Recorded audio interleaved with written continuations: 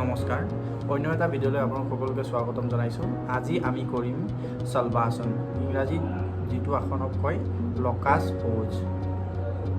বলকচোন পিছে আমি আসনটো কৰোঁ। সালভাসন কৰিবলৈ হ'লে আপুনি প্ৰথমতে প্ৰণলাইং পজিশ্যনলৈ আহিব লাগিব, মানে আপুনি পেটৰ ভৰ দি শুব লাগিব।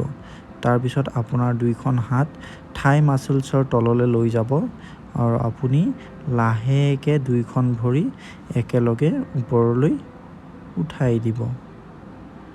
এইটো পজিশ্যনত আপুনি থাকিব লাগিব 2-3 মিনিট। আপুনি যিমান দেৰি পাৰে এই পজিশ্যনত থাকি পেলাই আপুনি লাহে লাহে ভৰি দুখন তললৈ লৈ আহিব আৰু হাত দুখন ছাইডলৈ থ'ব। এইটোৱে হৈছে আপোনাৰ সালভাসন। আসনটো আকৌ এবাৰ চাওক। আসনটো কৰি থাকোঁতে আপুনি আপোনাৰ উশাহ নিশাহ নৰ্মেলি লৈ থাকিব।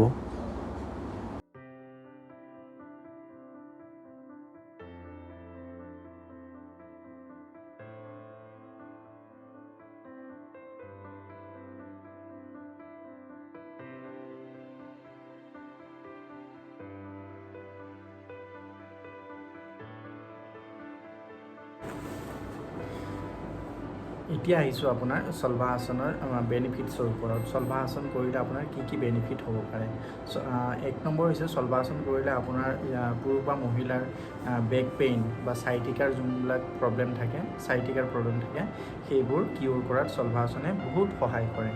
তাৰ উপৰিও সালভাসনে আপোনাৰ বাটক্স আৰু থাই মাছলছৰ যোনবিলাক অতিৰিক্ত ফেটছবিলাক ৰিমুভ কৰাটো সালভাসনে বহুতখিনি সহায় কৰে।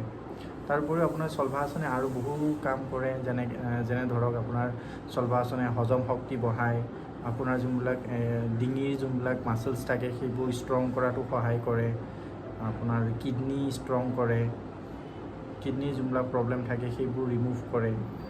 আপুনি সালভাসন ৰেগুলাৰলি কৰিলে আপুনি এইবোৰ বেনিফিটছ আপুনি পাব।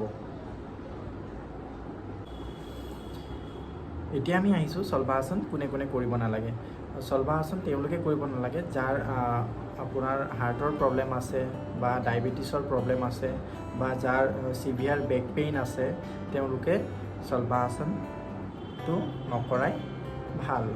আৰু তাৰ উপৰিও আপোনাৰ যিবোৰ মানুহৰ আপোনাৰ ৰিচেণ্টলি হাড়ৰ কিবা অস্ত্ৰোপচাৰ হৈছে বা হাড়ৰ অপাৰেশ্যন হৈছে, আৰু কিছুমান মানুহৰ এবডমেন বা পেটৰ আপোনাৰ কিবা অপাৰেশ্যন হৈছে, তেওঁলোকেও সালভাসনটো এভইড কৰাটো ভাল। আজি ভিডিঅ'টো ইমানতে সামৰণি মাৰিছোঁ। ভিডিঅ'টো ভাল পালে আপোনালোকে লাইক, শ্বেয়াৰ আৰু ছাবস্ক্ৰাইব কৰিব একেবাৰে নাপাহৰিব। নমস্কাৰ।